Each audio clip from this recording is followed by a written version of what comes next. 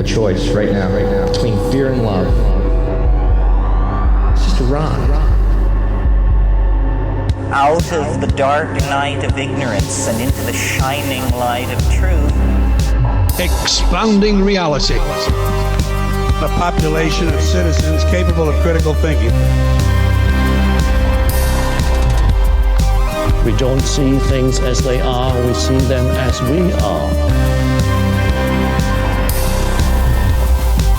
There's a level of reality where everything dissolves into an ocean of energy.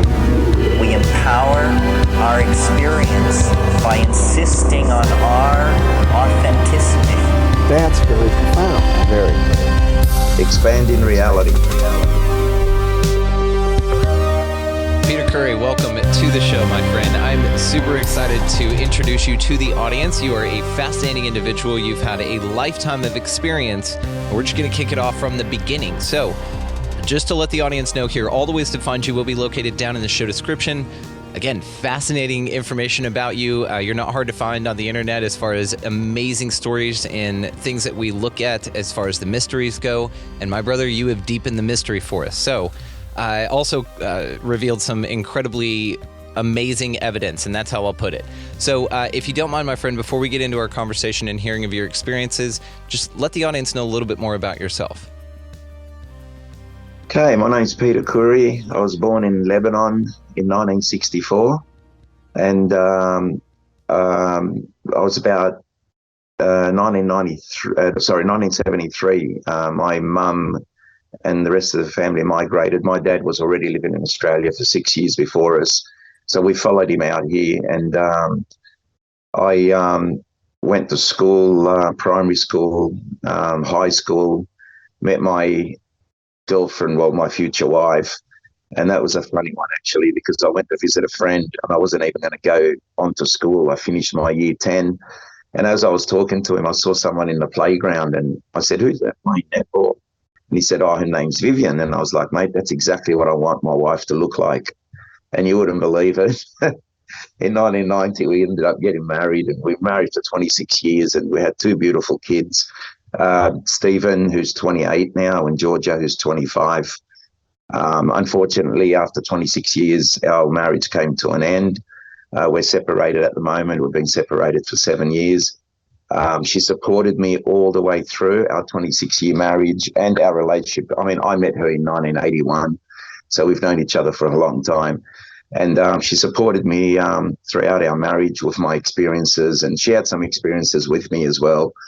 And now that we're broken up, some people have asked me, "Oh, what is she going to say now?" And I said, "The truth. She's going to tell the truth. She's not going to change that." And yeah, so I've had a number of experiences. I worked in the building trade. So I'd work on building sites. I had my own business, and I got injured in 1992 at work. I got attacked by three guys, and I was stabbed in the chest, and I had my arm ripped open with a broken bottle, and I got hit on the head twice with a shovel, and I blocked the third hit, which I reckon would have killed me. Yeah, I was, heavily injured, and lucky to survive that one. And then in 2005, I got into the security industry. Something just drove me. Something just kept telling me, just repeatedly in my head, just, you got to do this, you got to do this. And I had no intention of changing trades or businesses. So I ended up doing the security course. And for the last 18 years or so, I've been doing security, and I work at iconic buildings. I work sometimes at the Opera House, and that's a big venue in New South Wales and Sydney, an iconic building. So yeah, through my work now, I get to meet a lot of different people, and what I've noticed over the years, people have started to become a bit more open-minded, and to the topic of UFOs and aliens and what I'm experiencing, I've never had an issue or a problem with me talking about it. I believe I was one of the first Australians to go public, and those experiences have made me who I am today. Even the one where I nearly got killed, I think what doesn't kill you makes you stronger. And I've worked in the security industry where there's been armed robberies involved, and I've had a shotgun to my head for 7 minutes in an 8-minute robbery. The club was full of people and directors and like the board of directors and CEOs and so on were there. I've been around, I've had an interesting life, and I've had some really interesting life experiences. And to add to that, I've had some really interesting out of this world experiences. You really have, dude. You are fascinating. Like I said, I'm grateful to introduce you to the audience. Honestly, you're in a great, you're home here, brother. Seriously. Okay. So if you don't mind, man, like I said, audience, all the ways to find him located down below. Also, if you're looking for the transcript of this episode, those can be found for free on Patreon, but it is also linked down below. Now, let's talk about, if you don't mind, sir, the earliest one that you can remember. Was this your Lebanon age 7 experience? Yeah, look, usually I try and stick with my conscious recall. I don't like memories that come to me later. Like, I take them on board, I note them, but the experiences that I like to talk about and stick to are the conscious recall, just like you and I are talking now, and I remember this as you will. Same thing. I've had hypnotherapy sessions. I mean, Professor John Mack was one of the hypnotherapists who put me under. Still, I try not to throw that into the mix. It's just, to me, it's like stick to your conscious recall memories. They're stronger. Then I'm not filling gaps just because I want to. So, yeah, my first experience, conscious recall experience that I had was in 71, 72 in Lebanon. It was summer, so we were on school holidays, and in Lebanon you get 3 months straight of school holidays in summer.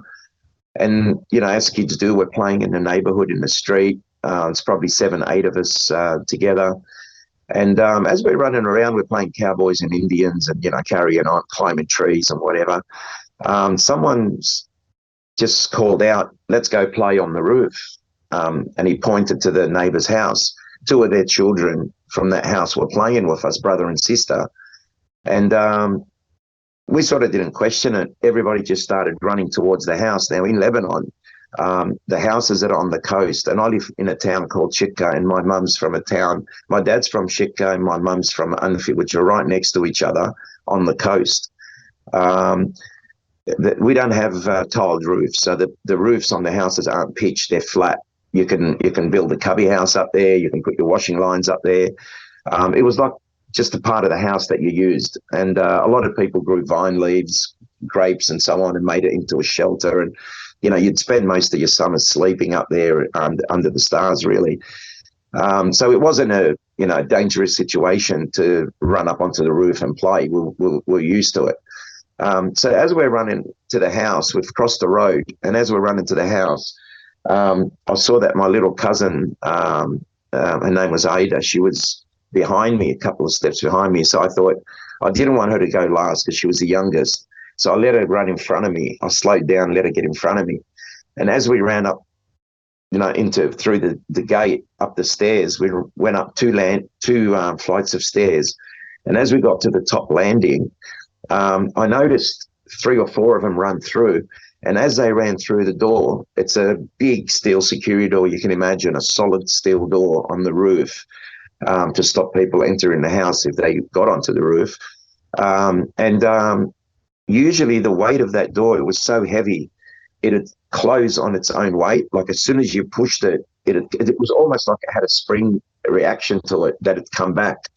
So when I saw these people, the kids, my friends and cousins running through, I didn't see the door come back at them. And as they all ran and I'm going through, I'm thinking, it's going to definitely come back and hit me. So I actually had my hands out like that in front of me so I can stop the door hitting me. And as I've run through, I actually looked at the door as I went past because I thought any second it's going to come back and it could hit me in the shoulder, like could injure me. So I was keeping an eye on it. And as I walked out onto the roof, the door stayed open. And I took maybe 3 or 4 steps on the roof and I noticed that all my friends, you know,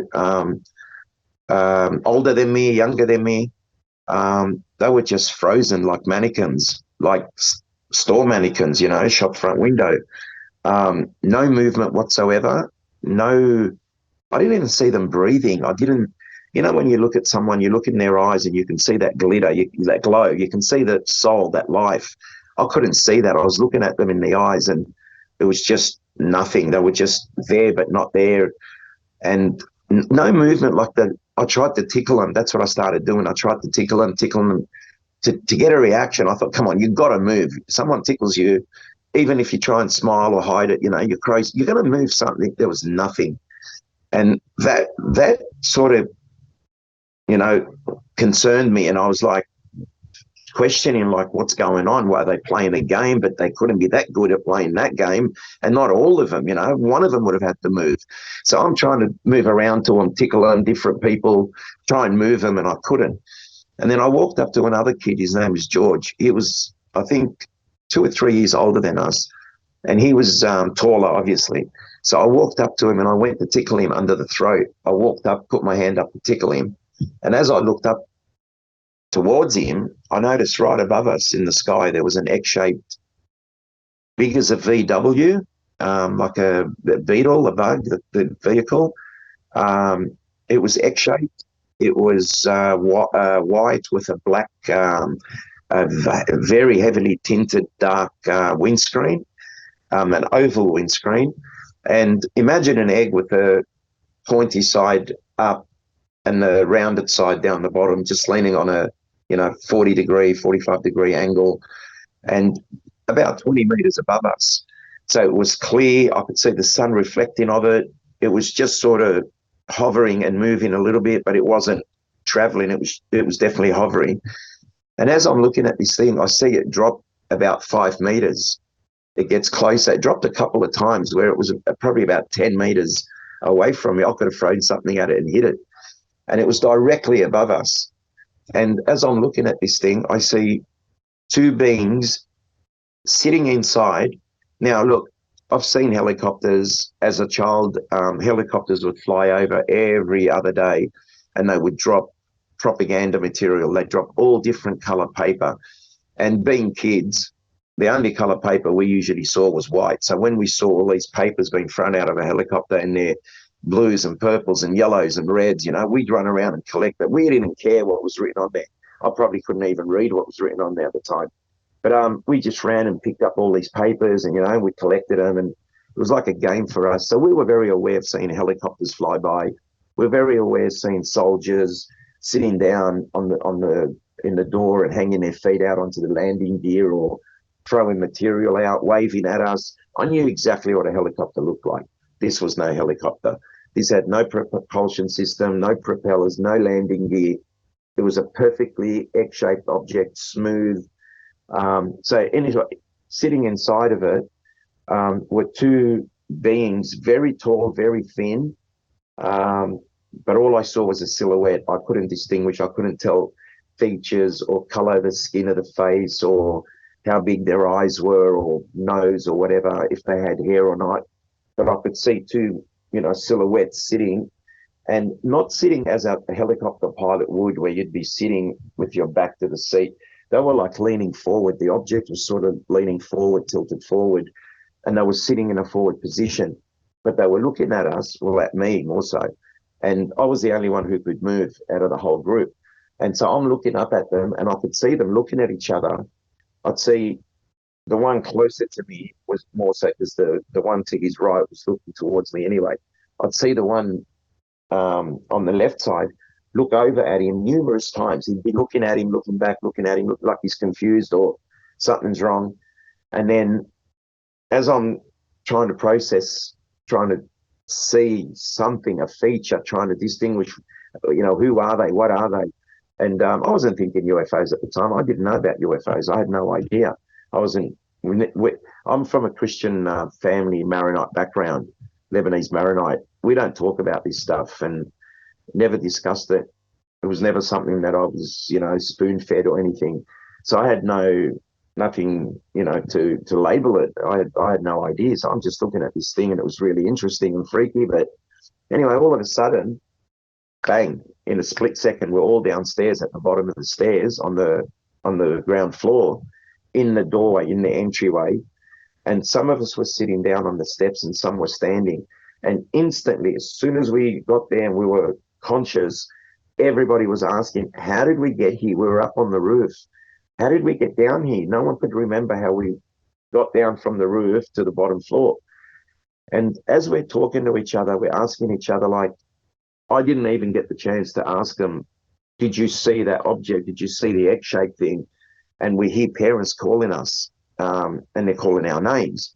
So one of the the kid sticks his head out the door and he goes, we're here. So parents come in, I think it was 2 or 3 parents come in, and they're like, where have you been? And we're like, we're on the roof. And they're like, no, you haven't been on the roof, because we've been calling you. Where have you been? We're like, on the roof. So every time we said we're on the roof, the parent would smack their own kid, bang, you haven't been on the roof, why are you lying? And we're like, we were on the roof. And they said, if you were on the roof, you should have heard us. We've been looking for you for 2 to 3 hours, 2.5 to 3 hours, they said. And they said, if you ignored us, you're in more trouble than you would have been if you actually didn't hear us. And we're like, no, we didn't hear you calling out to us. So we had no idea that they were looking for us for so long. We had no idea that such a period of time, 2 to 3 hours, had gone by. No clue about that. Anyway, so we got grounded. We couldn't play with each other for a few days. So everyone went home, and that was that. And the next experience that I had was when we migrated to Australia in 1973. And, it was a big learning curve in a new country, flying over Australia to come in and land. I loved the place because all I saw were green backyards, people's properties green with swimming pools, and I never saw anything like that in Lebanon, and it intrigued me. And every house almost had a swimming pool in their backyard. And so yeah, I loved living in Australia. I really liked the change. I know my family members, a couple of them struggled with it, but I really fitted in quickly, learned the language quickly, and like my brothers and my sister have an accent. I think I don't. I might, but yeah, I sort of assimilated a bit better and quicker than the rest of the family did. But as I said to you before, when I finished year 10, which is high school, I could have had a chance to continue to year 11 and 12, and then university. But I decided no, I want to go and work. And I went to visit a friend one day at the school he was at. And as I was talking to him, I saw a group of people playing netball, and I asked him about one particular girl, and he told me her name, and he said her name was Vivian. And I said to him, that's exactly what I want my wife to look like, which was crazy. That was 1981. And then I ended up going to that school, going to that school. I went to that school for 7 months, got to meet her, dated her a little bit. And then I wasn't one of the best kids at school. I was a little bit mischievous, but yeah, I got the choice to either leave the school or get expelled. So I left, and we went our separate ways, Vivian and I, for a few years. And then in 1990, 87 actually, we caught up again. And in 1990, we got married. And in 1988, it was Valentine's Day, February 14th, Valentine's Day, 1988. She was going to go to Queensland, and then I was going to follow her a week later. I'm going to spend 2 weeks together up there. She was going up with her friends for a week before. So as we're sitting there talking about it, we're in my car, and I'm sitting in the driver's seat with my back to the door. She's sitting in the passenger seat with her back to the door. So we're facing each other, and we're talking, and out of the blue, something just said to me, just really nagged me in my head, just look up at the sky, look up at the sky, look up at the sky. You need to look up at the sky. So I stuck my head out the window, like I put my head back out the window like that. And I saw, heading from north to east, was this grapefruit-sized, bigger than a baseball, bright white, like I'm talking hot, bright white, ice white, I should say. And it was traveling rapidly, really quick, and I'd never seen anything move that fast. And then it got to the Southern Cross, and as soon as it got over the Southern Cross, the 3 prominent stars, they almost form a triangle. It stopped instantly, like it was moving rapidly, and it just stopped on top of this star. And it hovered above it, and I said, you've got to come out and see this. we walked out and we're watching it now. We're outside the car, and I got a cardboard and I rolled it up like a tube so I could sort of just focus my sight on the object. And it started to shoot a beam of light. It was almost like a dumbbell. It was a point of, there was a ball, then it would shoot a thick beam of light, solid white light, to the next star, and it'd appear in two places at once. Then it disappear from point A, and then from point B it'd shoot another beam of light, appear at two places, then disappear from point B. And it was doing this erratically back and forth. There was no pattern to it. It wasn't like continuous pattern left to right. It was just zigzagging, 90-degree turns, so quick, so rapid. And she actually said, it looks like a war with the stars, Star Wars, a war with the stars. That's how she worded it. And I said to her, I know, it looks like it's looking for something, searching for something, because I assumed the light was a beam, a search beam, or, what I didn't know back then was that it was probably moving faster than the speed of light. You could see it at two places at once and then disappearing from point A. And it was doing this for about 2 minutes. And then it went back up to that top star that it started on. It sat there for probably 20, 30 seconds, and then bang, it just shot up straight up into the sky, vanished. Now, we were adamant that the next day, thousands of people in Sydney would have reported it. Thousands of people. It happened at about 8:30 in the evening at night. So it wasn't fairly late. A lot of people would have been out, and it was Valentine's Day, so people would have been out and about. So the next day we checked radio news, nothing, no information. We checked newspapers. I called the local newspapers in the area. No reports whatsoever. I cannot believe that. Look, I'd guess that other people did see it, and maybe they didn't report it. At the time, we didn't report it. We didn't know who to report it to. But maybe other people did see it, and maybe somebody took a photo. I'm not sure. But I wish we had mobile phones back then. I was only saying that to my partner yesterday. I wish we had mobile phones back then. But anyway, so that was 1988.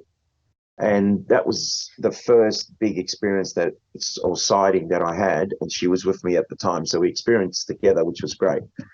Now, 1988, I was living on my own. I left home early for 5 years and lived on my own. And, I ran with the wrong crowd, and some might say I was the wrong crowd, but I did what I did and got it out of my system. And then I moved back home, and while I was dating Vivian, and we got married in 1990, we're back to 1988 now. We've had this experience together with the sighting, and then all of a sudden, about 6 months later in July, I'm home at my parents', but living there now for about 9 months. And I remember this one night in particular, I was watching television with my dad, and I really was looking forward to it because Dad and I weren't really close. And he was sitting in the lounge room, and I had just moved back home. I'd been there for a while. And I was just, looking forward to watching this movie with him. And it was about 11 o'clock at night. And back then, the TV station would shut down about 2, 3 o'clock. So that was probably the last movie, or, second last movie for the night. So we sat back to watch it. And as the movie started, it was probably about 10 minutes into the movie. My brother, my oldest brother, his name's Sam, he was in my bedroom, sleeping in my bedroom. And he walked out of the room half dazed, and he said to me, "Can you go watch TV in your room? I want to sleep out here." I thought it didn't make sense at the time, but, I didn't mind my privacy either. And I said, okay. So I let him and Dad sit there, watched it. I went into my room, sat down on my bed. I had a little color Toshiba television, a portable one. I sat down, I turned the TV on, and as I went to lay back on the bed, I put my hands behind my head like that, and I crossed my legs over, my right leg over my left. And before my head even hit the pillow, my hands hadn't even touched the pillow. I was just about to lean back, and I felt something grab me, bang, straight around my ankle, on top of my right leg. But on my ankle, I felt something grab me like that. And to me, it felt like it could have been this part of the hand, index finger and the thumb, but it could have been a device, because as soon as I felt it touch me, I've got pins and needles, like static electricity, but more numbness, crawling up through my feet, all the way up through my legs, up through my body, all the way to the top of my head. And my face was like, when it went through my face, it was like I was wearing a face mask that was just electrified. And then it hit the top of my head. And the way I described it back then was it felt like thousands of ants crawling through my scalp, but it was more static electricity. And I was fortunate enough to be awake. And I think if I was asleep, if I had my eyes closed even, I would have put it down as a dream. I maybe not would have seen what I saw, and I would have put the whole experience down to a dream and just moved on, and that's it. And I reckon a lot of people do that. A lot of people have these experiences, will just go, it's a dream, it's a nightmare, don't think about it. But I had no choice. I had my eyes open. So as I look at the foot of the bed, I see a being, a creature that was horrific looking in that it looked gorilla-like. It was about 3 foot in height. It was at the end of the bed, so at my feet, that's how I assume grabbed me. And it looked gorilla-like. I was looking at a miniature gorilla wearing a monk's robe with a hood over its head, which made its head look a lot bigger. And as I looked at its face, I just saw deep, it was like a black, bluey skin color. It was really weird color, but really deep set forehead, wrinkles in the forehead, wide nose, very wide nose, big lips.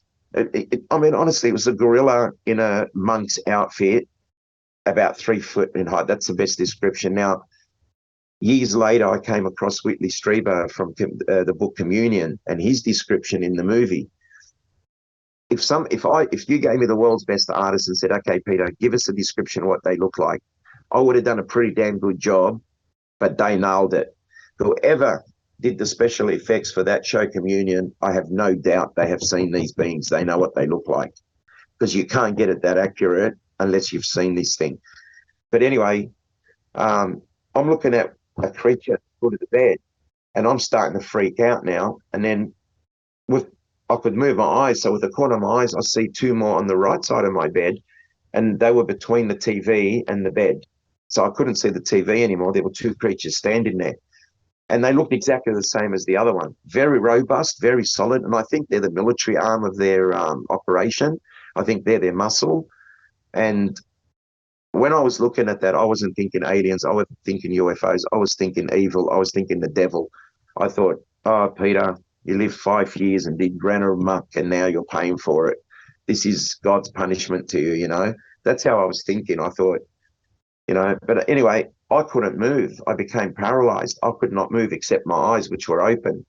And that terrified me, because I thought, I was 23 years old at the time, and I'm thinking to myself, this is how I was processing this. I wasn't thinking alien at all. I'm thinking, this is evil. This is the devil. I'm being made to pay for, you know, bad deeds or whatever I did, the lifestyle I lived. And I'm going to be either dead or I'm in a wheelchair for the rest of my life, because I was trying also to call out to my dad and my brother who were in the next room. Although I was thinking about their names, like I could say, in my head, I could say Sam, think Dad, but it wouldn't come out. My voice box was switched off. Just no sound would come out. And that frustrated me even more. So I'm sitting there thinking, I'm going to be paralyzed, and I can't even call out to my family. So in the morning, when they come in to wake me up, they're going to see I'm paralyzed. I'm in a wheelchair from now on. That's how petrified I was. And I was sweating and I was agitated. And then all of a sudden, as I'm lying there, on the left side of there's a wardrobe, there's a little gap to walk through, and there's the bed. There were 2 beings standing between the bed and the wardrobe, and they're on my left. And the being closest to my head was male, and then one around my waist was a female. And I could tell, obviously, because she had breasts and very similar features, very identical, but you could tell she was female. And although I was panicked and in a state of like, I was freaking out. I was like, oh my God, you know, I'm paralyzed. Like, I'll never walk again. And then with the corner of my eye, I see these 2, and they were just tall, 7 foot in height, easily 7 foot in height. And me lying down on the bed, they probably looked taller than what they would have been, but I'd say 7 foot easy, judging by the wardrobe. They both had surgical masks, which to me was strange. But anyway, they both had surgical masks, but unlike which now we're all accustomed to surgical masks after COVID, our masks are probably the width of 4 fingers, like the width of your hand. Their masks were probably the width of 2 fingers. And their mouth is actually really small. It's like a line drawn with a pencil. You don't actually see lips as such. But anyway, I'm looking at these beings and I look straight into the eyes of the male. And as soon as I look into his eyes, and I'm talking about, I'll describe him to you and then you'll know what I mean by the next point I'm making. So they were tall, they were goldish in color. Could have been a jumpsuit that they were in. I'm not too sure, but even their faces were goldish in color.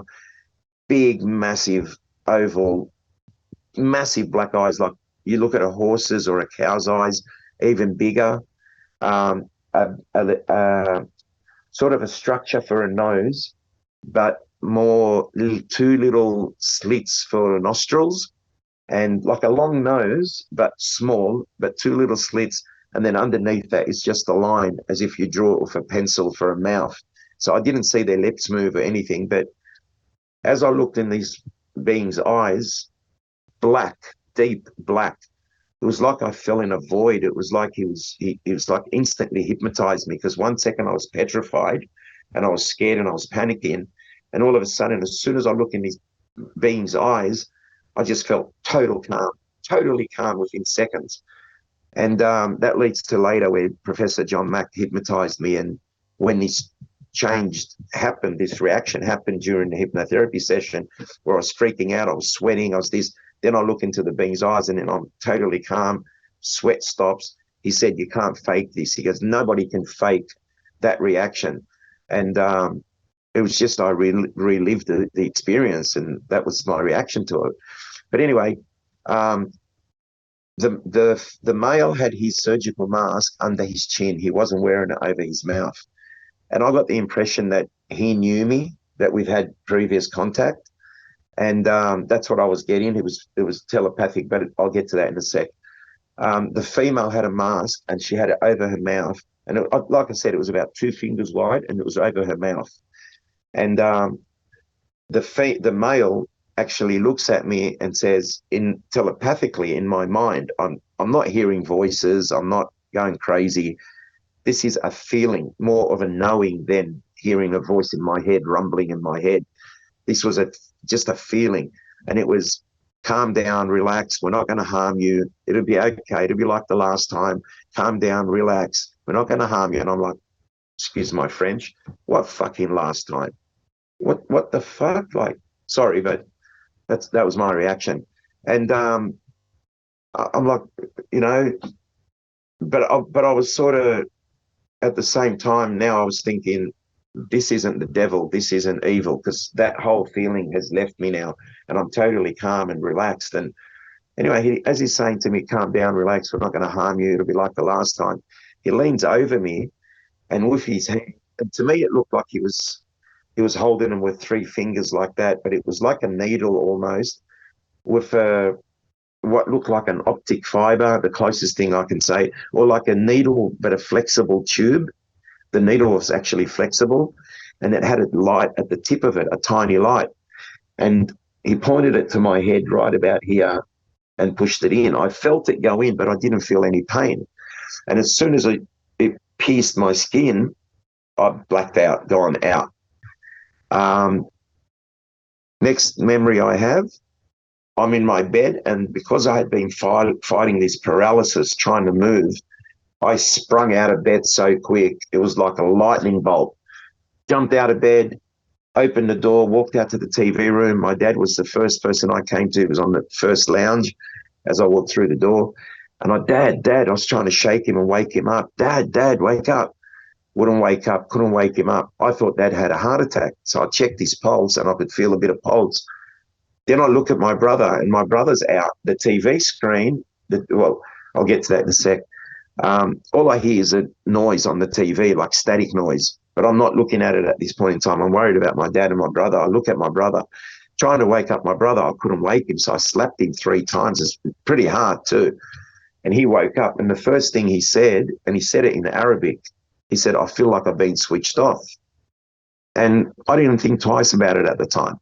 But now I know a lot of people that have these experiences, people around them do get switched off.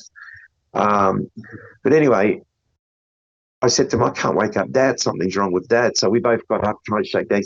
My brother said, "Get some water." We splashed it on Dad's face, slapped Dad a couple of times in the face lightly. He woke up, not a word. You'd think your dad would say, "Why are you slapping me? What, did I have a heart attack? Like, what's wrong?" Nothing. He didn't even question it. Like, "Why am I wet? Why did you wake me? Why did you slap?" Nothing. It's just like he wasn't even there. So anyway, I said to my brother, "How long has it been since I've been in my room?" And he said, "Oh, about 10, 15 minutes. That's what I thought. But as we looked at the TV, we both looked at the TV, and the station had closed, and it was just a test pattern on the TV screen. So it was about 11:15 by the time I went into my room. And now we're looking at about 2:30, 3 o'clock, maybe even later, 3:30. And so I just went and grabbed a glass of water and filled up the glass of water, and I went back to my room and put the glass of water on the side of the bedside chest. And I thought, if I wake up in the morning and this glass of water's here, this really happened. Anyway, I go to bed, and I got to say, you have a dream, you have a little nightmare, or and you toss and turn in bed because you keep thinking about it, and you're trying to get to move on from it and fall asleep. And I just went back to bed and fell asleep. I didn't even run it through my head like, wow, what just happened to me? Went back into bed and just fell asleep, which I found later on, I found that to be strange. Like, you would have thought about it, you would have looked around your room to see, are they still there, or is something there?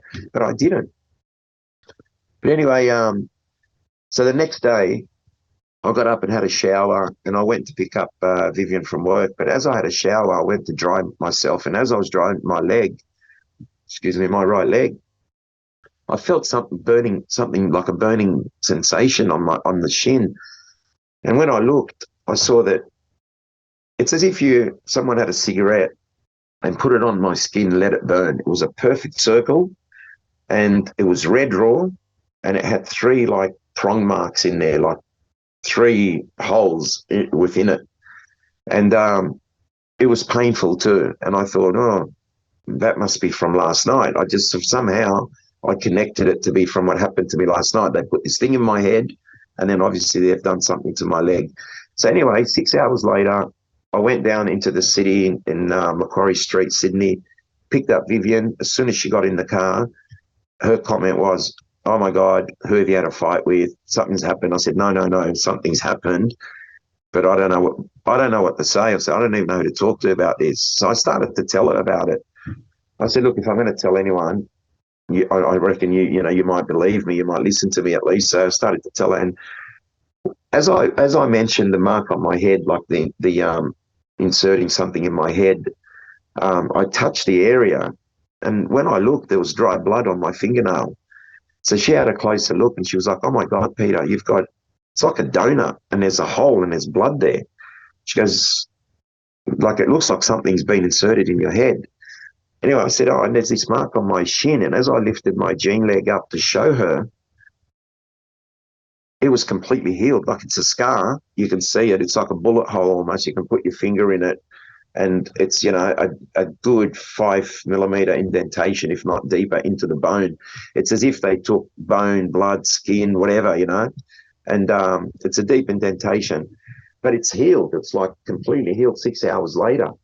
The people that have worked on later cases with me and did the DNA testing in the later case, they actually said, if I ever have that happen again, or we should educate the public if they ever get any, what they call scoop marks. I should have referenced that. They're actually called scoop marks, which I learned a later time.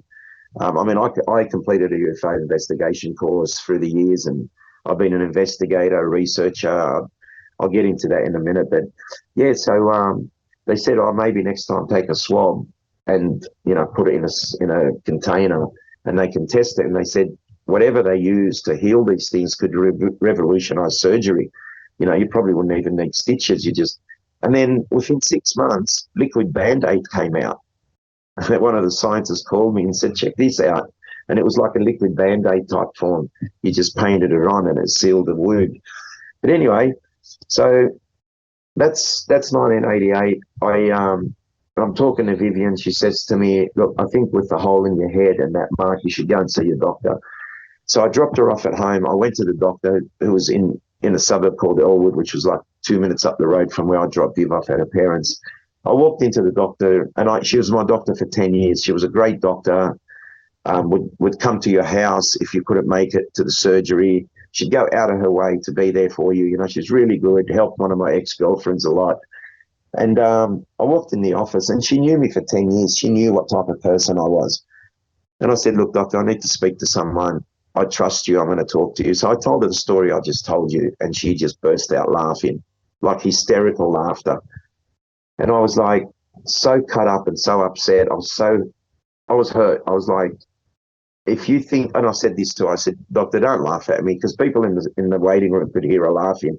They must have thought I must have been the best comedian in the world. And I said, don't laugh at me, doctor. Like, if you think I'm going crazy, send me to a psychologist, send me somewhere, but don't laugh at me. I walked out of that surgery, never went back and saw her again. That was it. That was the last time I ever saw her.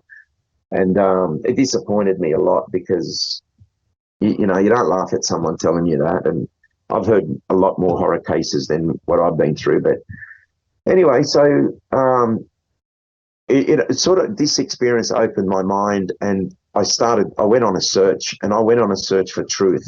Oh, any book I saw, any movie I saw, any documentary I saw, any DVD I saw on the topic, I picked it up. I just wanted to read anything and everything.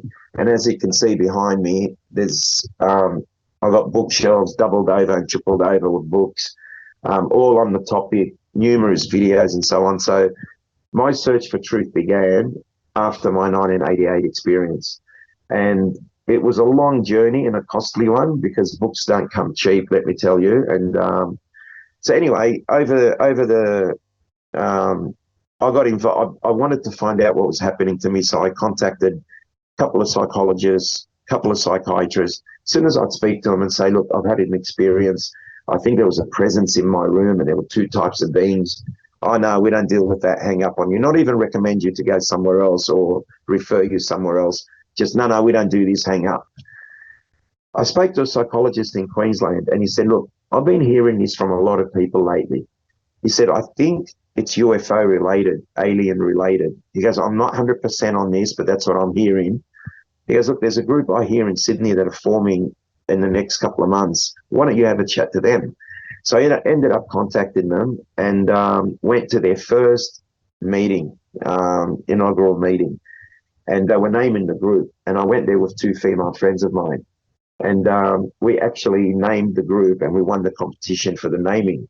And they gave me 3 books, which I gave one to each of the ladies with me, and I kept one. And so I got involved in that group for a couple of years, and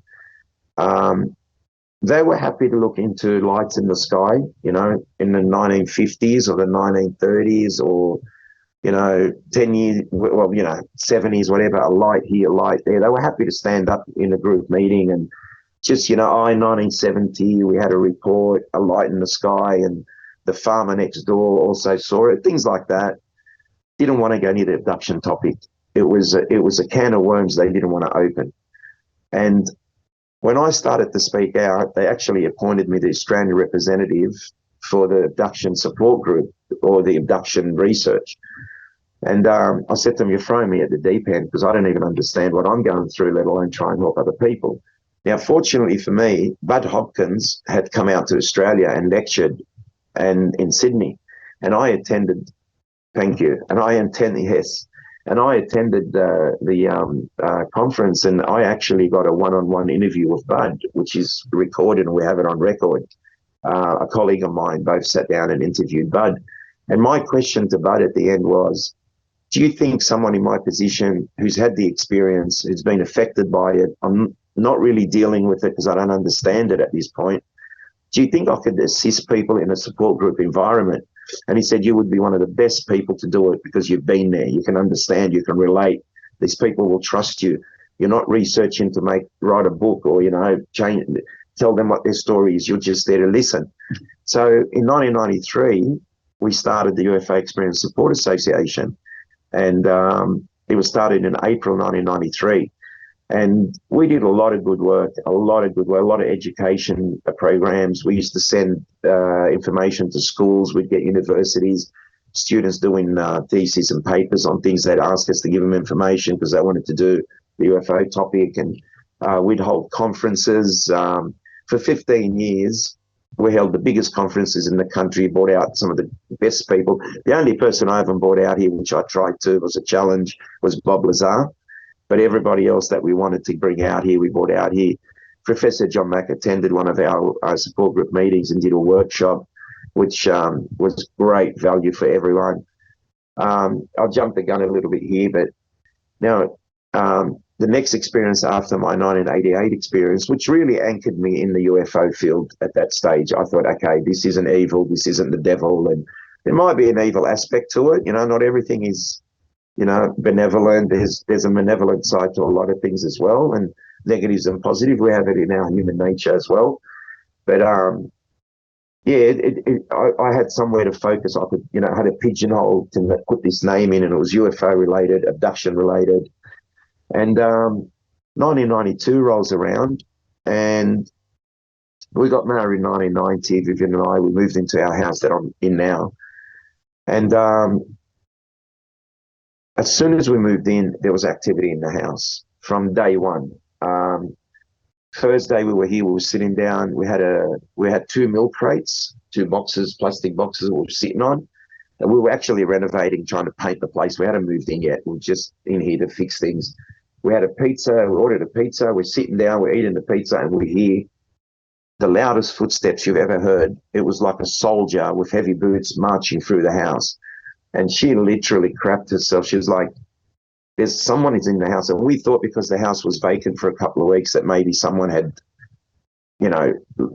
broken in, or there was someone living here or something, staying in there. But the whole house was locked when we were in there. And as the footsteps come around, there was an archway to the room. It just stopped dead in its tracks. It must have seen us or realized we're there, and it just stopped. And we both looked at each other and we thought, we heard that, 2 weeks after that, she was making some food, and she asked me to run up the shop and get some ingredients. As I went up the door. Within 2 minutes, it probably would have taken me 15 minutes to get there, pick up what I need and come back. So 2 minutes after I left, she hears footsteps through the house, and she thought, oh, Peter's come back quick. He must have forgotten something. So she's in the kitchen. She turns around, and she sees a full apparition, a male. She described him as looking like Abraham Lincoln, with a tailcoat, a long jacket tailcoat, with a hat, a beard, and as it walked across the archway, he's walking through the lounge room, there's a dining room, then there's a kitchen, and there's 2 archways across each other. He's actually looked at her, and she was just gone. She just couldn't deal with that. And it kept walking, and it walked into a wall that used to be all glass mirrors, all little square glass mirrors. They had the whole wall covered in mirrors, and it walked towards that wall. Now, the room it would have got through, if it walked through the mirrors, through the wall into the next room, that room, anyway, I'll finish this story. When I came back home 20 minutes later, I walk in, and she's against the kitchen bench with her hands gripping the kitchen bench behind her, and she's just shaking. And I'm like, what? I looked at her face, and I knew. I said, what's wrong? I said, there's a man in the house, Peter. There's a man in the house. So I checked the whole house. There was no one in the house. Now, that same room that it would have went into, when we had our son, he had some sleep issues as a baby. So I used to sleep in the spare room, which was the room that entity would have walked into. Every time I've slept there, every time without fail, I'd wake up with scratches on my legs. That was around 90, between say 95 and 98, I think, the first 3 years, maybe 95 and 97. a 2-year period. Anytime I slept there, I'd get scratches. Now in 2020, on the 1st of the 1st, 2020, I was sitting down after work. I did a New Year's Eve gig and a job, and as soon as I got home, I had like I'm sitting down and I felt my leg burning, and I looked and there were scratches appearing. I watched the scratches appear on my legs. It was like a poltergeist thing. I've got photos. I might have sent you a couple of them, I think, with scratches on there you might have seen. And that happened in 2020.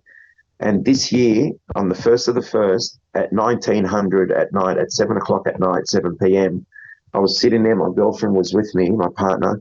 And I said to her, oh, shit, my shin's burning. I could feel my right shin burning. And I said, I bet you I'm going to get scratches. I just knew it. And you wouldn't believe it. 4 scratches appeared. She took photos as they appeared and actually filmed. And she was watching them as the scratches appeared. Like, no one touched them. I just know when I get that burning sensation, there's going to be major scratches.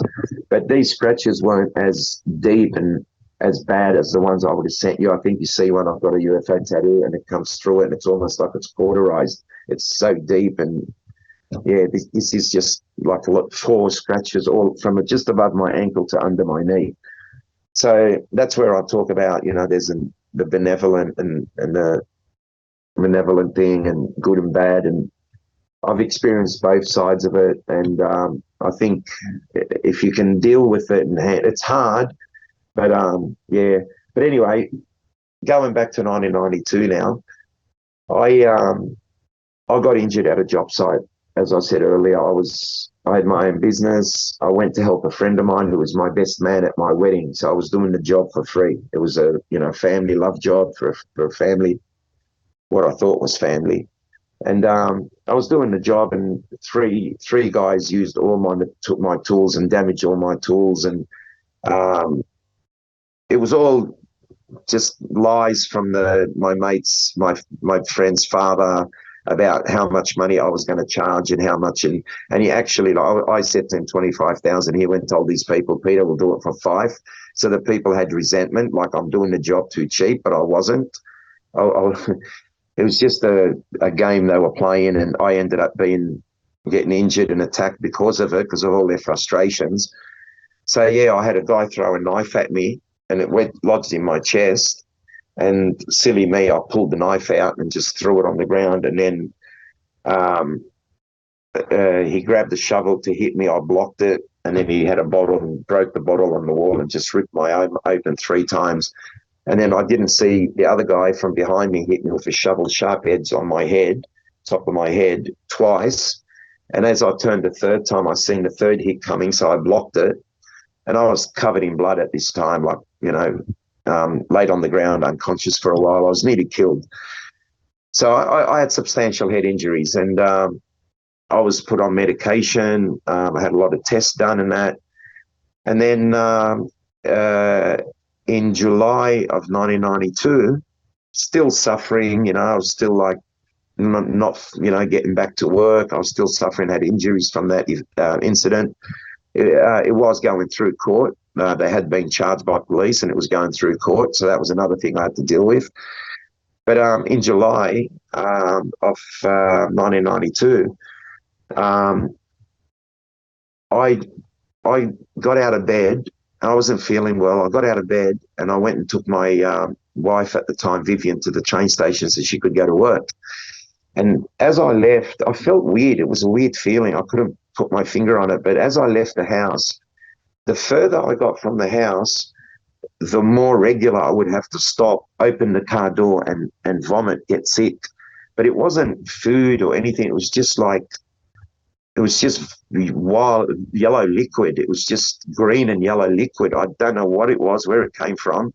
I hadn't drank anything with those colors the night before, anything. But it was just this stuff coming out of me continuously. Once I think I'm done, I drive 5 meters and I have to stop again, and here it goes again.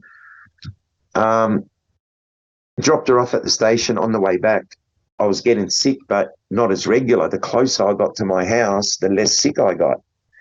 So the last couple of streets, I didn't even pull over to get sick. I drove, 3-4 streets away, come in, pulled up in the driveway, walked in my house, went straight into bed, and it was July, so it was a little bit cold. I threw the quilt over me and went back to bed, and I was wearing like track pants and a sloppy Joe. So yeah, I just lied in bed, and within 5 minutes, it wouldn't have been even 5 minutes, I felt something jump on the bed. Not jump like get up and jump on the bed, but something like sit on the bed heavily. And I felt an indentation in the mattress. I definitely felt it. And as I'm lying there still, covered, I thought to myself, that feels like a cat or a dog, jumping on the bed. And I thought, we don't have pets. Oh, maybe when I opened the door, a cat snuck in, maybe. I don't know, because I wasn't with it. I wasn't feeling the best, so maybe it did. So I lift the quilt up and sit up to see what is sitting on my bed. And straddling me, I was no longer under the quilt now. I'm on top of the quilt, and straddling me, right on top of me, is a blonde, naked female. Humanoid in every way except exotic features. Perfect proportion, the perfect body. I mean, in every sense of the word, she was perfect body-wise. The face, she had wispy, long blonde hair. When I say wispy, I mean almost like a very, very, very thin nylon fishing line.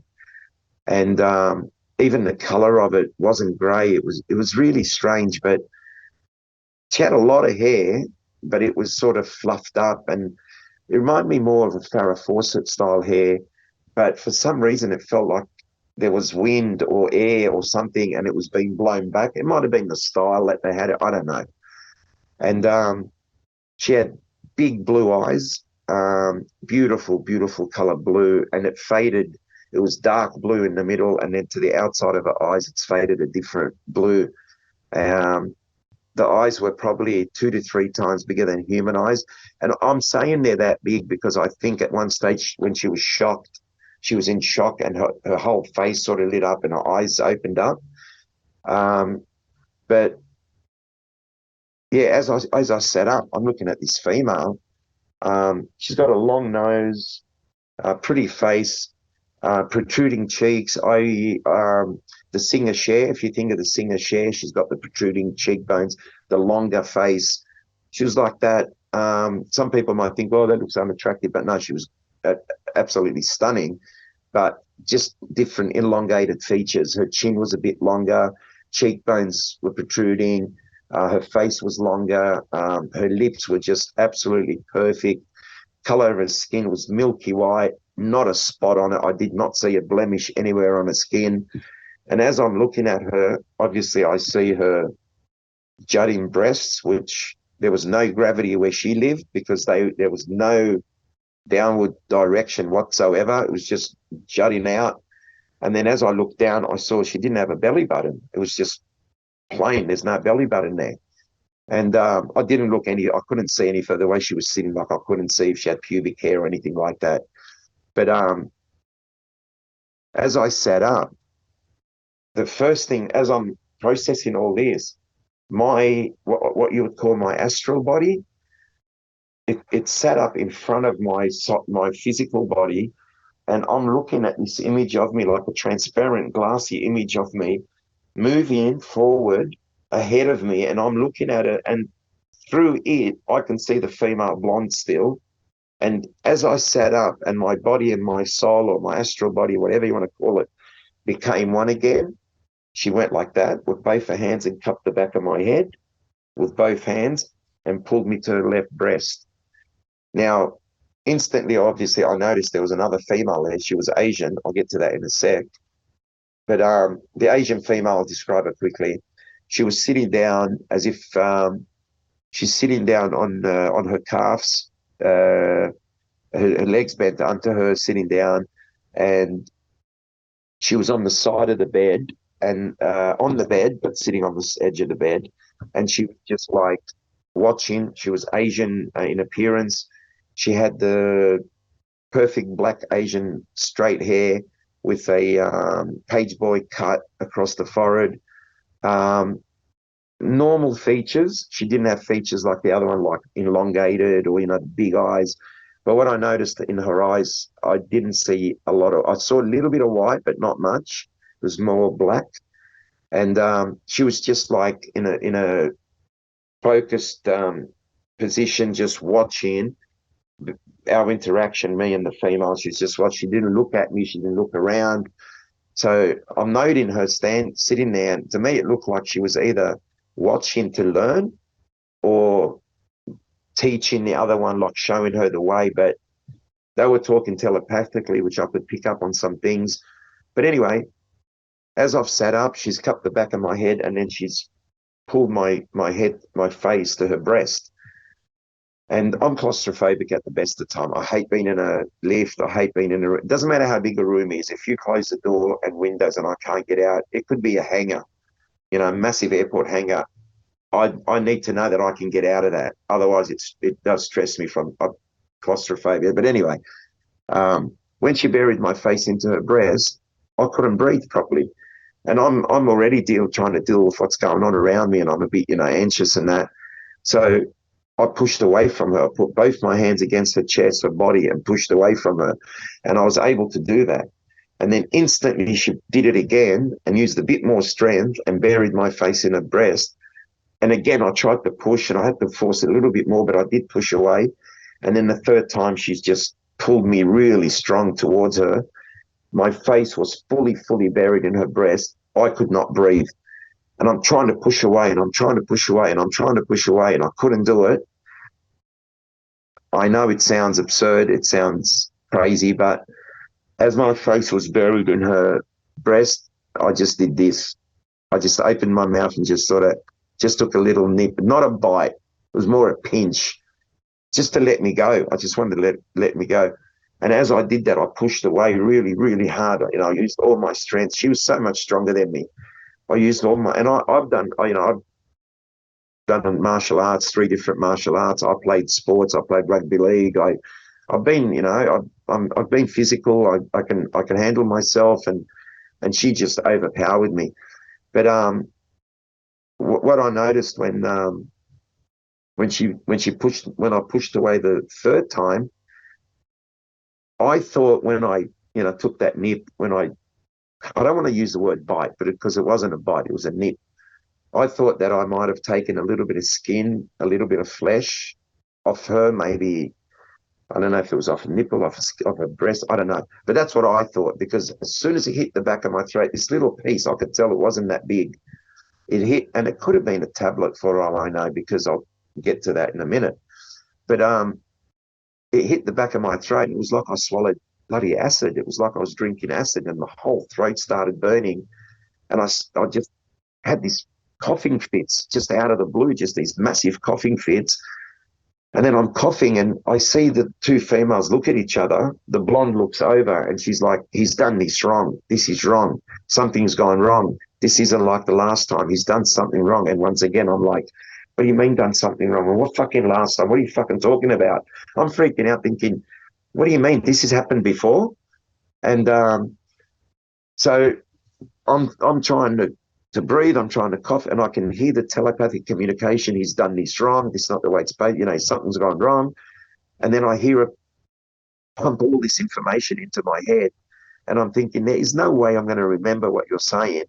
And it was like, I knew that I would in time. And I knew, and I have, and there's been things that I got told that has happened. And the main message I got then was something about in the future, in the next few years, this is 1992, mind you, in the next few years, which to me, I got told 20 to 25 years not to really talk about this stuff. And then the time will come when people will accept, and because of what's going to happen. And I got told that there are like portals or doorways opening up, and there are things from here that are going and not coming back, but then at the same time there are things coming through into this world that we've never seen before, we've never encountered before. And it's not necessarily happening because they're making it happen. It's happening by accident. It's like a railway crossing and a road, for example. They're not good. They're good running along each other, but as soon as they crisscross and you get a road crossing and a railway crossing, there's potential for, accidents and things going wrong. And this is the way I think about it with portals and that. They're just different things at different times, but sometimes they cross each other, and that's when things happen, and that's when things come and go into different worlds and different dimensions. That's what I picked up on. And anyway, so I'm coughing now, and I look down because the coughing was so severe, and I'm like, coughing, look up, they're gone, they're vanished. I get up out of bed, and I went straight into my kitchen, and I grabbed a bit of Lebanese bread and some water, and I had ate some. I wanted to wash this thing down. It was just, my throat was so scratched up. Now, when I cough, once I drank the water and had the bread, it made it worse. I think the water made it just react bad, and it just burnt my throat. I'm coughing even more. So it wasn't a good decision to try and do that. So when I started coughing, I'd cough for 10, 15 minutes. And when you cough for that long, your organs, your internal organs, they ache, believe me. They get so painful because you're just coughing all the time. There's no recovery. 20-minute coughing, it's just ridiculous. So anyway, I went into the bathroom, and I felt the urge to pee. And as I walked into the bathroom, I obviously tried to urinate. And as soon as every man would know, when you go urinate, you get a build up, then you release. And as soon as I felt like I was about to go, it felt like my penis had been slashed with like multiple razors, like just slashed. And it was burning, and oh my God, the pain that I went through. So I had a look, and what I saw blew me away, because the night before I had a shower, I went to bed. My wife was lying next to me. We fell asleep, no sexual interaction, no contact. I knew whatever was on me was from what happened to me in the morning. So as I'm looking, I see 2 hairs. Some people have said to me, why don't you take a photo? Hopefully it happens to them and they can take a photo and show everyone their penis if they want. That's their business, but not for me. But anyway, I didn't even think about that, to be honest with you. But as I'm looking, I see 2 hairs. One was sort of half wrapped and the other one was in an S shape, but they were embedded into my penis. And when I tried to take them off, like to peel them off, now if you grab your fingernail and stick it into your skin in your hand, you get that indentation, right? That's how it was. And as I peeled them off, as I peeled the hairs off, I was in excruciating pain. I was in tears. I was crying. I was like a little baby. It was so painful. It was like getting a fishing line that's wrapped around your penis tightly and try and pull it out. It was just so painful. So anyway, I managed to get the first one out, managed to get the second one out, and then what I noticed was the pattern of where they were embedded. There was scarring. So anyway, got my thoughts together, went back, sat in the lounge room, grabbed the bag, put the 2 hairs in the bag, sealed it, wrote a note on it. I put, the date, 2 females, blonde and an Asian, and I just put it in one of my drawers in the filing cabinet. Walked into the lounge room, picked up the phone, called my wife, who was at work at the time. I had dropped her off earlier, and I said, hey, hi, and she's like, and I'm coughing at the same time. She said, who am I talking to? I said, it's your husband, Peter. She goes, oh my God, Pete, it doesn't even sound like you. I said, yeah, I know, my voice is just, my throat's so scratched. I said, look, I've had something happen to me now. I'm not ready to talk about it. When I'm ready to talk about it, just connect these coughing fits that I'm having with the experience. I thought it took me 2 weeks, but it took me 3 weeks. It was around the 18th of August, I think, when I sat her down and we had a talk about it. And when I spoke to her about it and told her when it happened, she actually said her way of dealing with it was, it's not like you called a couple of females, you know, and you came and partied at our house while I was at work at 7 in the morning, because this happened at 7:15 in the morning, you know. She's like, obviously something happened that's out of your control. We just got to live with it. We'll, you know, we've got to just understand what's going on, try and understand it. So she was, just her being that calm and that supportive gave me a lot of confidence, because anyone else could say, what did you call hookers and you got busted, or they could have been, and people have accused me of that. People have said, oh, he was drunk all night, whatever. And they say that it happened at 3 in the morning, it happened at 7. This is people making comments about my case that don't even get anything right. 90% of that version is wrong. So yeah, I was fortunate enough to have a hair sample that I kept. And the thing that I tried to keep quiet for a while there was, while I was having these coughing fits for 6 hours straight, I had the biggest erection I've ever had. And that's why I think whatever they gave me might have been a tablet. Like now we know we have Viagra, you know, people can use that sort of stuff. I don't know. I'm just guessing, because a 6-hour erection is very painful. Ask anyone who's had it if they have. I doubt it, but yeah, it's pretty painful. It's not nice. It's not something to brag about either. I'm just telling my truth, and if it's embarrassing in a little way, I don't care. You know, I don't care. No one's an expert in this. No one knows all the answers in this, and every little bit of information that's truthful and honest, and it's not made up, and it's not, you know, people trying to boost their story by making claims that aren't real. I'll just tell it as it is, and if it's embarrassing in a little bit in a way that gets the truth out there and helps us to understand, I'm happy to do it. But yeah, so I sat on that hair sample for a while and kept it very quiet. Only very close friends of mine knew about it. And then one day we were doing a film. I got offered to do a film about my life story.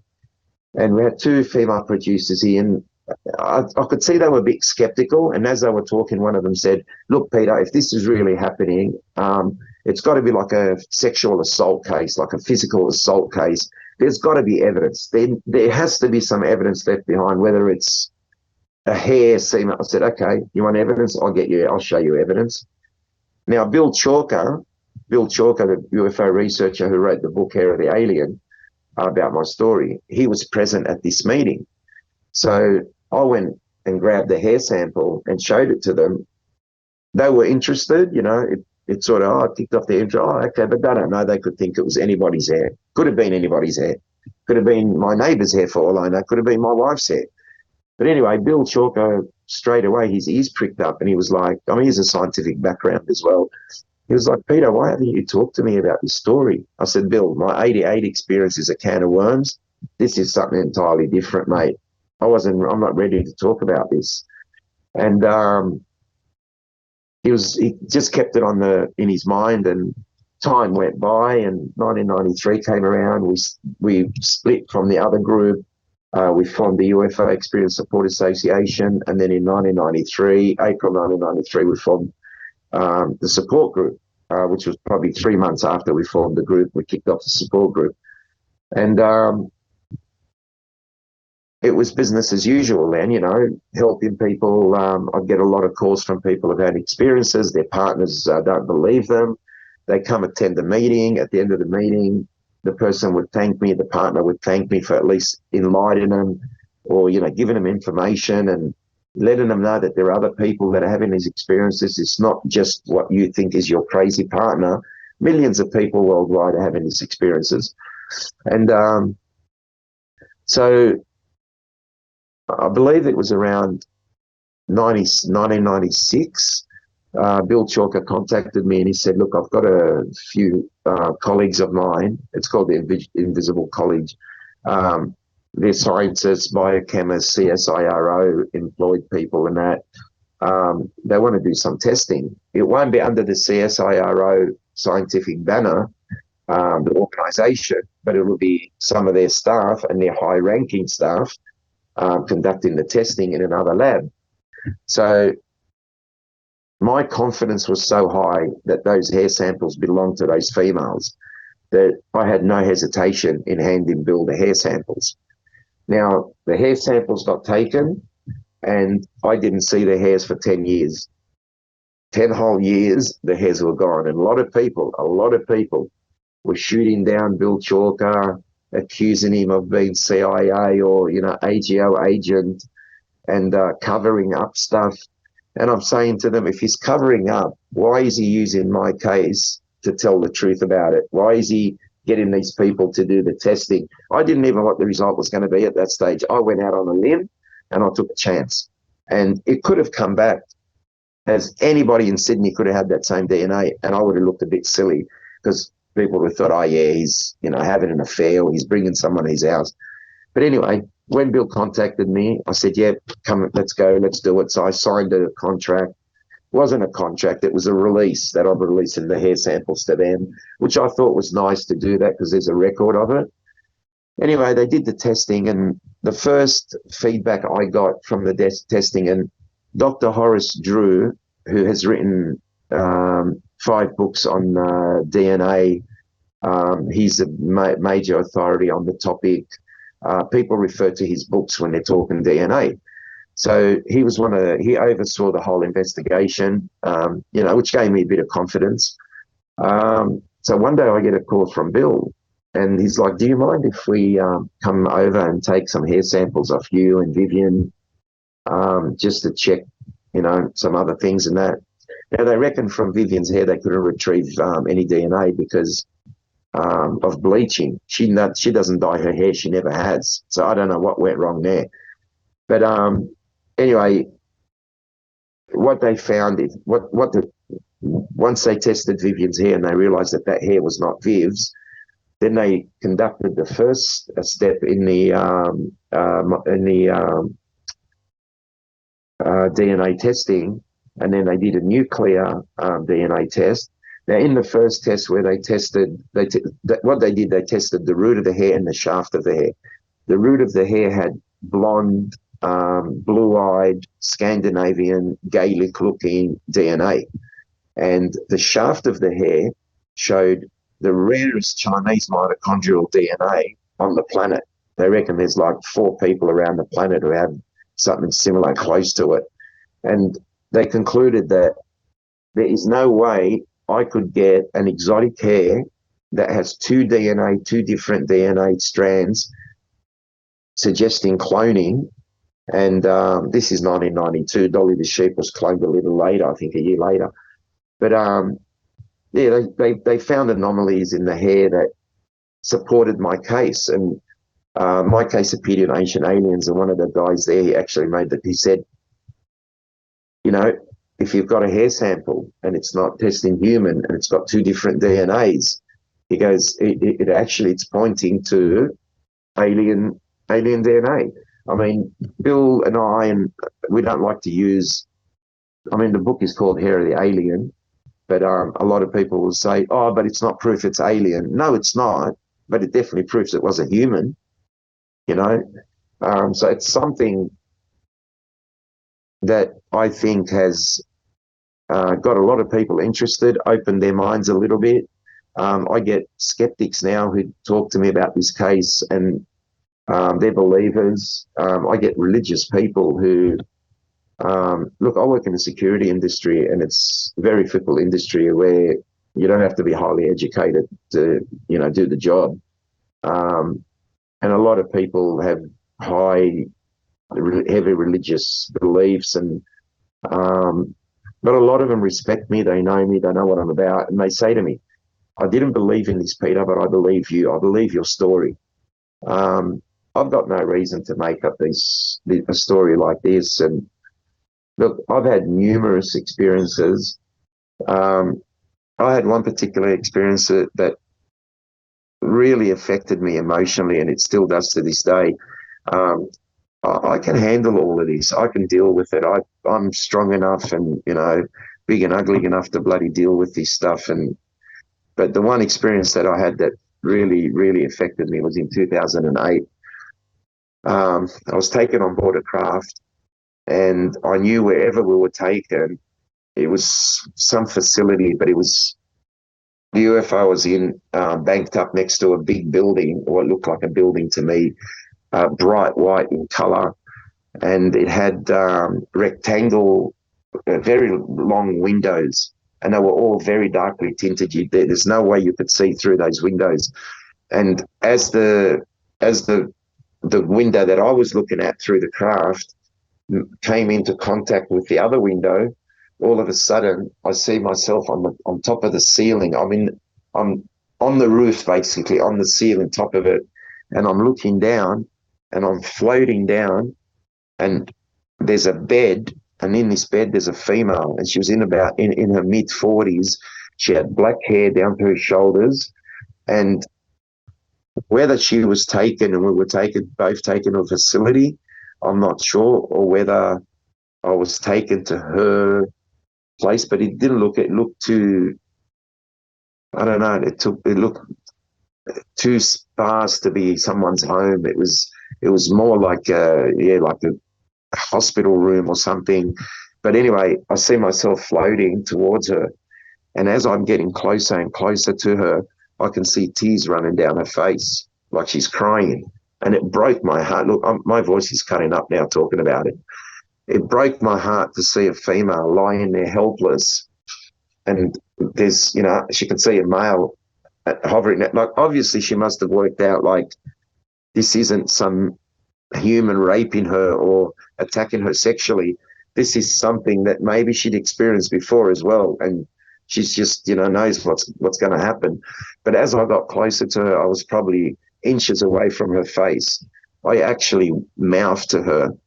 I actually said, and I said it 3, I am so, so, so sorry. As I got closer and closer, and I could see the fear in her face, and I said, I'm so, so, so sorry. And I've had people say to me, you should try and find her, you should do this. I'm not into that. I'm not into trying to boost my story and get more evidence at the expense of other people. And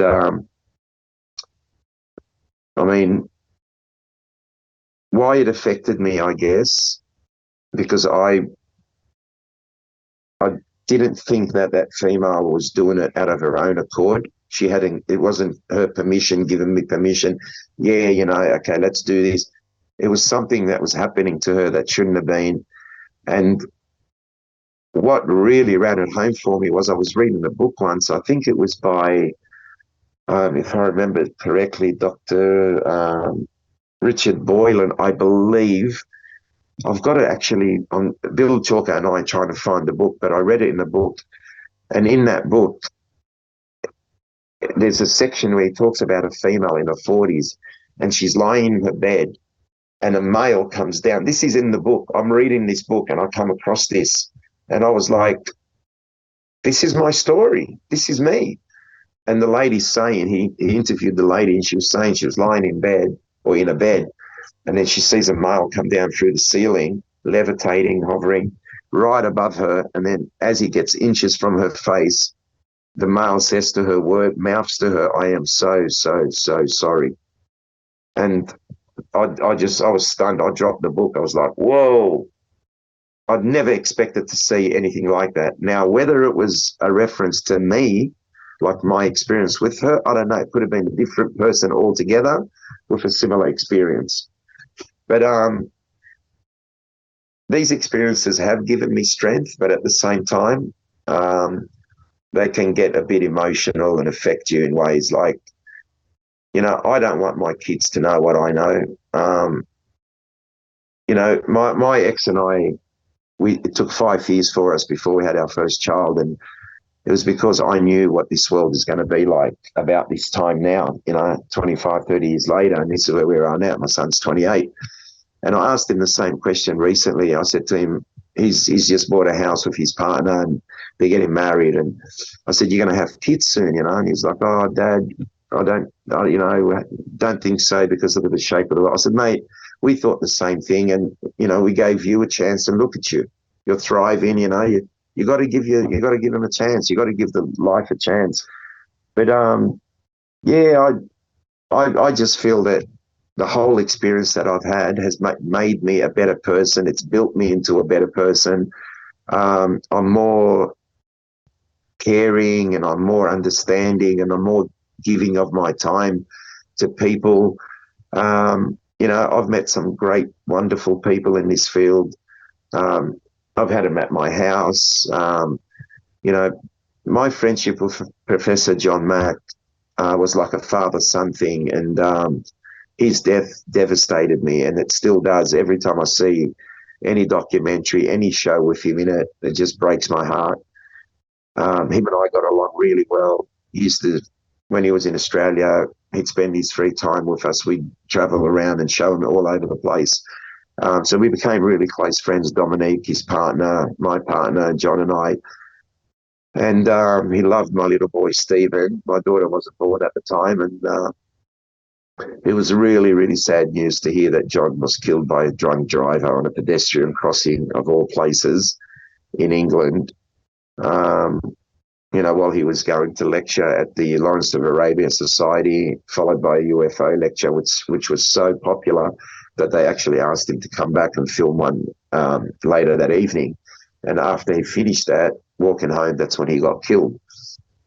A lot of people say, oh, the government, Harvard and the government killed him. No, I did a podcast recently with Paula Harris, and the lady organising the looking after the John Mack Institute, and I've sent her some photos that they didn't even have, and we were talking, and I mentioned that when we went to King's Cross once to watch a show, and as we were leaving, he nearly got killed by being hit by a van, and I had to pull him by the shoulder, and the mirror, the side mirror of the van, actually hit John's shoulder. It could have pretty badly injured him if I didn't move him. And I nearly got into a fight with the driver and the passenger, because they were being so aggressive. And I said, look, it was an accident. Like, you think he meant to jump in front, walk in front of your car sort of thing.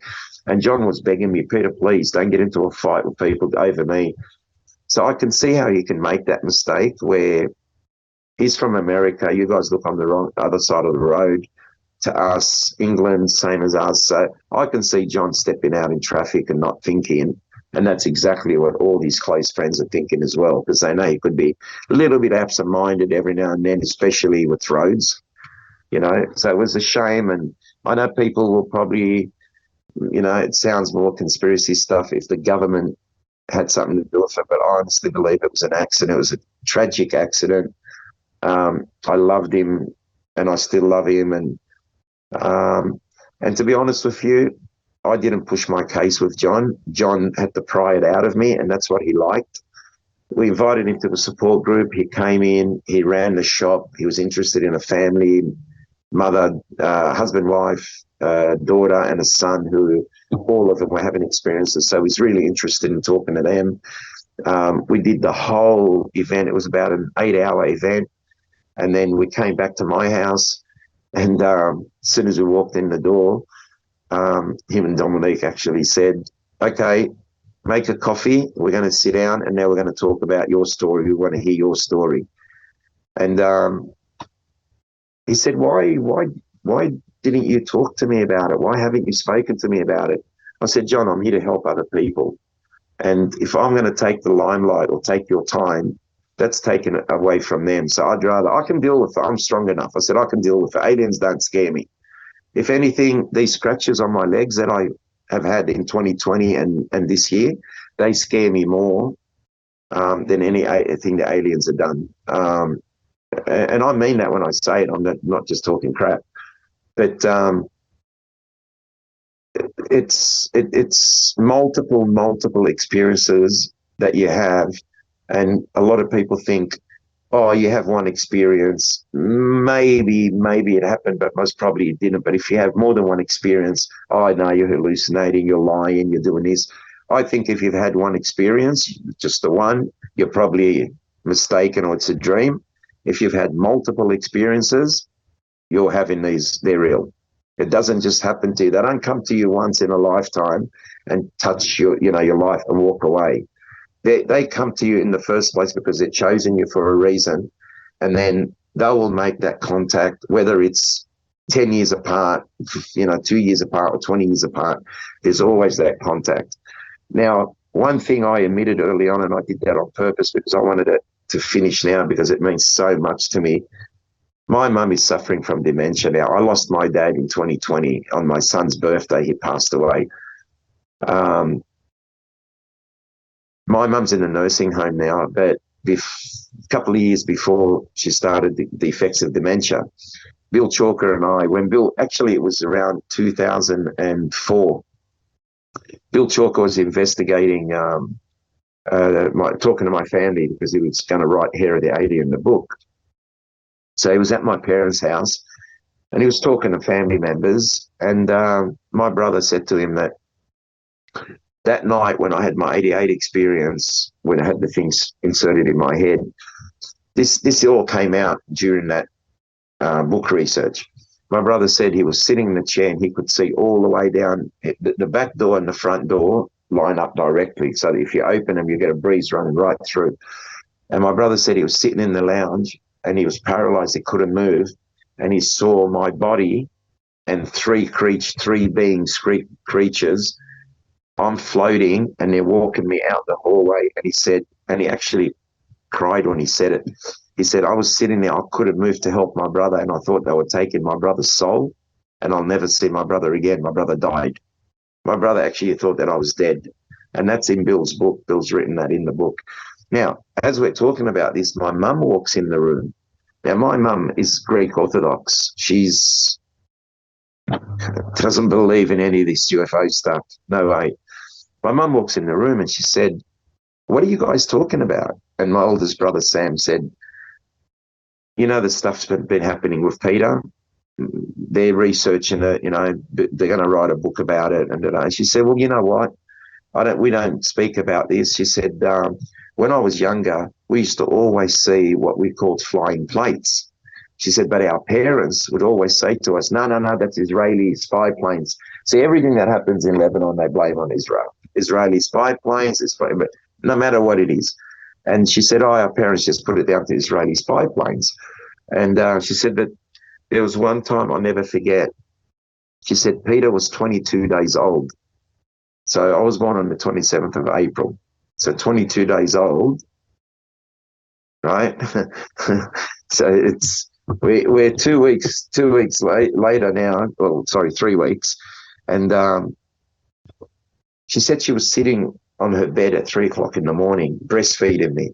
And she looked at the window. Now, the windows in our house in Lebanon, it was a glass window, and then it had the outdoor louvers, which are like in your like some of your cupboards and that have the louvers doors. So you close them at night, and if it's hot in that, you can open the glass and leave those closed and let air in and so on.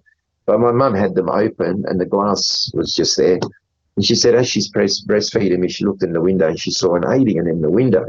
And she said, he had the perfect, like no blemish on him, and he had white milky skin, similar to the female I saw. He had white hair, parted right at the side, like above the ear, almost parted from here to the side, wearing a black skivvy, big blue eyes. And she said he was like almost angelically perfect, and it was watching her. And she said she made this clear. Bill and I both now kick ourselves for not recording it on video, but he has made the notes, and I'm not sure if he's got it on audio, which I hope he has. But she actually said, whatever was looking through the window wasn't perving at me, breastfeeding my kid. It was looking at my child. It was interested in my child, not in me. And then she said it was 3 a.m. So she goes, just after 3 o'clock. What woman in the Middle East in 1964? My uncle was a copper and he lived right next door. She said, I would have screamed, to your uncle to come and look and see who's there, someone perving looking through a window. She said, I was totally calm and I fell asleep, and I got up the next morning and I went and spoke to my brother-in-law, and I said, we live on the coast and we got cement factories, and there's 2 ports, one for white cement, one for grey cement. So she asked him, can you check and see if there's anyone any ships coming in to pick up product or cement or whatever, and there was no ships in town at all in either port. So there was no reason for someone that looked like that to be around there. And it was the Middle East, so you'd think they'd be black hair more than anyone, more than anything. But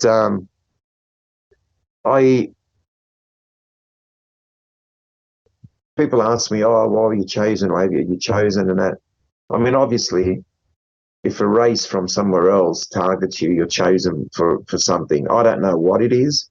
I believe it's because I'm outspoken.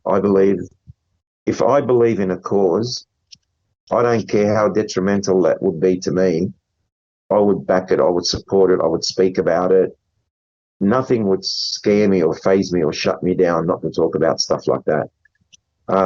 Maybe that's why I was chosen for that. I mean, I was the first Australian to go public about abductions. The only other family that I heard about were the Knowles family. Their car got picked up and affected their dog, and they were so badly traumatized. 25 years later, I saw an interview with them, and their voices were shaky. They were so traumatized, and I feel sorry for them because the media did a real hatchet job on them. They really, really, try to discredit them and give them a bad name and that. But dealing with the media with me, I had a journalist called Paul Heinrich. He was an investigative journalist, and the Melbourne Age newspaper, which is a really big newspaper. If you open it, you can almost cover your car with the wrap your car with it. It's that big. He came out and did a story about me, and he actually said to me at the end of the day when we finished, he said, "Peter, I got sent here to destroy you in your case." He said, "I'm an investigative journalist." He goes, "I'm going to send you a copy of this newspaper article. Can you just ring me and tell me what you think?" I had 2 pages, massive pages in the newspaper with a picture of my car and my rego plate, which is UFO 444. It was one of the best articles written about me, and it was written by a journalist who was sent to destroy me in my case. So, I'm grateful in a way that my case has enough strength and evidence to back it, that people can't just dismiss it.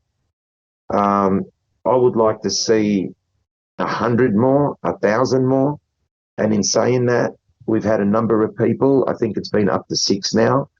One person claims that 2 weeks before I had my 1992 experience with the 2 females, that he had an experience exactly like mine, retrieved the hair sample, still has the hair sample, but doesn't know where he put it. Now, as my partner said to me recently, she said, "Babe, your experience happened in 1992, right?" I said, "Yeah." She goes, "Did you always know where the hair was?" I said, "Yeah, of course. I still know where it is now." And she said, "Well, how can someone experience that and not know where the hair?" So this guy keeps contacting me every now and then saying, "Oh, one day I'm going to find the hair. One day I'll find the hair." I'm disappointed because I'd love to get that hair tested. Then we've had another 4 or 5 who claim to have read my story, and then within 2 to 3 weeks, they've had the exact same thing happen to them with an Asian and a blonde female and a hair sample. But they've dropped the hair sample it's all about continuity of evidence. And with me, I took it off ripped them off my penis or peeled them off. I put them in a satchel bag. I sealed the bag. I put a note on it. So I know that hair was what I took off there. Other people said they removed the hair off their penis and dropped it on the ground. This is 2 or 3 people have actually said that. And then an hour or 2 later, they've gone back and thought, "Oh, shit, I better." Now, if you've read my story and you know that there's DNA testing that can be done on that stuff, why would you drop that hair on the ground? It'll get contaminated anyway. There'll be more contamination to it. Keep it in your hand, put it in a jar, put it in a bag, seal it, and it's there. Don't drop it on the ground and then I'm only saying this now, hopefully it'll help people in the future. When you drop something on the ground, a hair, and go to get it 2 hours later, 3 hours later, you're going to pick up maybe your daughter's hair, your wife's hair, and that's been the case. Every time we've tested these hairs, they've come back as Frozate. Oh, it's the wife's hair matches the daughter's hair or the wife's hair, which is disappointing. I don't know if some of them are playing games just because it's not a cheap method, a cheap way to conduct the test. It's like a $2,000 kit to do the DNA test minimum. So we're not, flush with money and funding. And I don't ask for funding from people.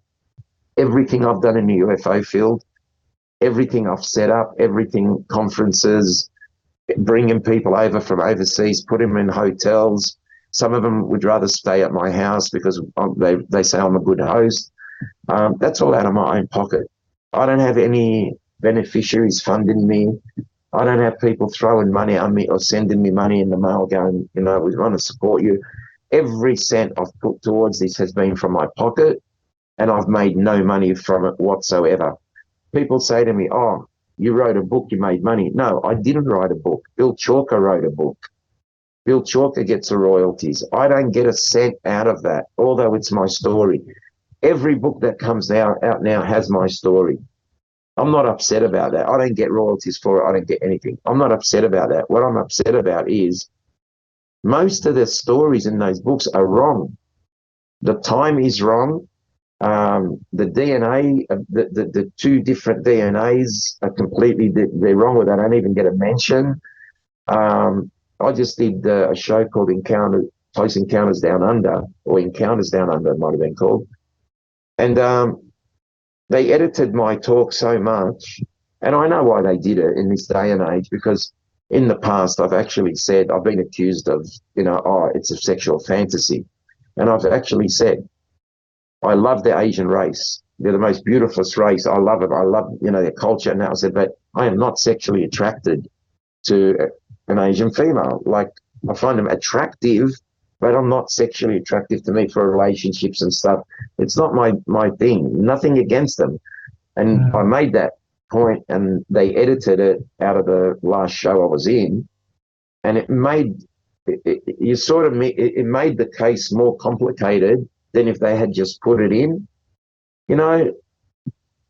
I'm talking, my way of thinking was in the 90s. Now it's all about political correctness, and you ask someone, what race are you these days, and they say you're racist for asking. So yeah, I can understand I've got to be a bit more politically correct, but when someone's accusing me of having a sexual fantasy, and I say to them, no, I'm into blondes and I'm not into, it's difficult. I'm not a bad person. I'm not being racist about it or anything. I'm just stating fact. I can't be a sexual fantasy, because if it was a sexual fantasy, I know exactly what I'd be fantasizing about. It's not that.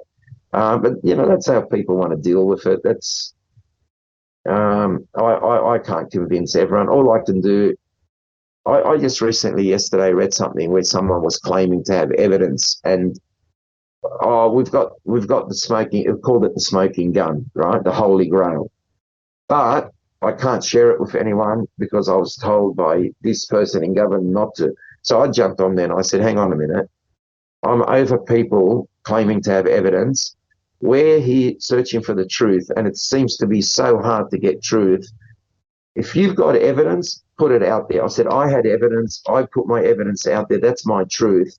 Whatever came of it, whether it was negative or positive, I supplied evidence. Everybody should be supplying their evidence so we can move forward in this. And all this disclosure stuff we're seeing, Brandon, it's a waste of everyone's time. I like the fact that David Grush has had the guts to come out and speak. There's many more like him that have done it. I don't think it's going to get us anywhere.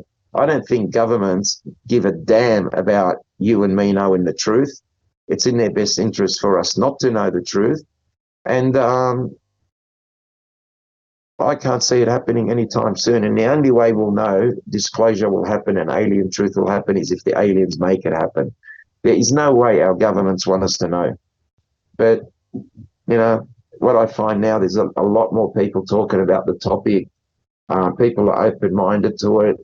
The younger generation, they're all basically all accepting of it. We used to have religious groups. I got asked to speak at the, I believe it was 7-Day Adventist. Bill Chalker and I got to speak there, and it was about 4,000 people in the audience. I got up and spoke, and when I finished, Bill went up and spoke, and when we came, we both sat down in the crowd in the front row. The guy got up there, the pastor, and he said, "Thank you for sharing your information." He looks at his audience, his congregation. He says to them, "This is a perfect example of the devil and the devil taken over." But I just couldn't deal with it. I got upset to Bill. "If you want to stay, listen to this. See you later." And I walked out and left. So religious people 30 years ago would tell you we're the center of the universe. Only life exists on this planet. No one could exist elsewhere. Now they're all coming around, and it's like, oh, yeah, aliens exist, but Jesus is going to come and save us.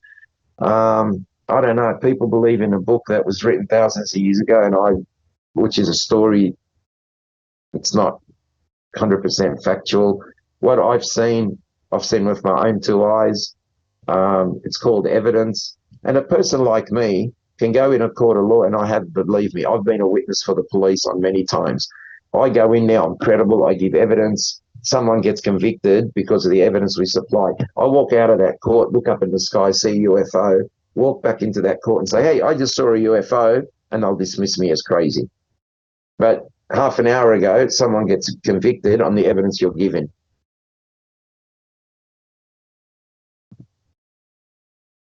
Peter, it's incredible.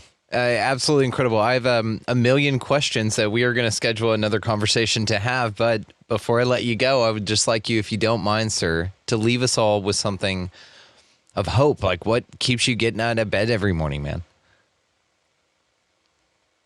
The thing that keeps me, obviously, my children. I want my children to eventually know the truth. And it means a lot to me that we keep this topic on the hot burner. And I find whenever this topic comes up, the subject is, in the media, and the disclosure thing is happening in the congressional hearings, a war will break out somewhere and take the credit. It will take the focus away from all that UFO stuff. I just hope that we as humanity can at least study it. You don't have to believe it, but study it. And I think once we study it and give it the proper research, the proper investigations that it needs, and the proper support for people who've had these experiences, I think we'll go a long way to understanding it. And until we understand it, we're going to have difficulty trying to get the truth. I just hope that people don't hold their breath and wait for governments to tell them the truth, because that's not going to happen. The truth is going to come out from people like us and from the aliens themselves.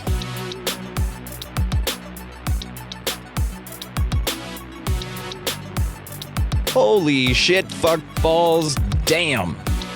Now, as you will notice in that, I didn't say much, and there's a lot of questions. We all have a lot of questions, I feel, probably for that. I definitely do, and was noting them along the way among my surprise and intrigue. So we have already scheduled such a thing, and if you'd like to join us for that chat, it's going to be an insider hangout that's taking place on Saturday, February 10th. That is Saturday, February 10th. We are going to do that at 6 p.m. Central Time. Should give everybody plenty of time to schedule and to go sign up at the link below, down in the chat there. Absolutely fascinating. Like I said, thank you, Peter Khoury, for coming and telling your story. And guys, come join us for that hangout. It is going to be incredible. I just wanted to also send love to all of you for listening and watching and for supporting that. The community over there is going off, and I'm grateful for everybody. We're having a blast, so come hang out with us, guys. Also want to remind you about the journal series that is located down in the show description. That is published through Rediginal Publishing. That's our jam. And just go check it out, get your mindful expansion on. As well, we want to mention the event that is going to take place in Georgia. This is going to be in the Southern Appalachian Mountains. We are going to do a Bigfoot adventure hike. We're not going to hunt Bigfoot. We're going to befriend him, if anything. So a Bigfoot befriending there, and that is going to take place May 15th through the 21st of this great year, 2024. So I want to thank everybody again for listening, watching, all that, hanging out. I want to thank you for picking up that piece of litter if you see it while you're walking around out there. I want to thank you for getting the fuck out of the left-hand lane if you got somebody behind you. And most importantly, I want to thank you, above and beyond, or just being good to one another. We'll see you next time.